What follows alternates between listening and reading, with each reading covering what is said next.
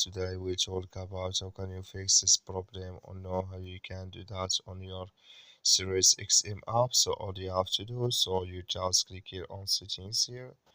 When you just click on settings, it's going to show for you list like this here. Then you go down, just keep going down, click here on apps. Come to apps list here, and there you're looking for SiriusXM app.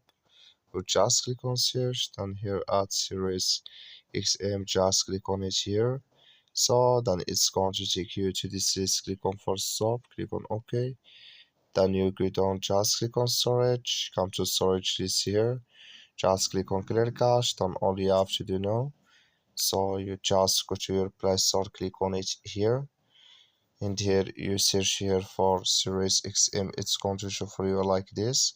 You will find here updates, click on it, and it's going to work with you. That's all you have to do. Thank you for watching. Don't forget to support us by liking and subscribe.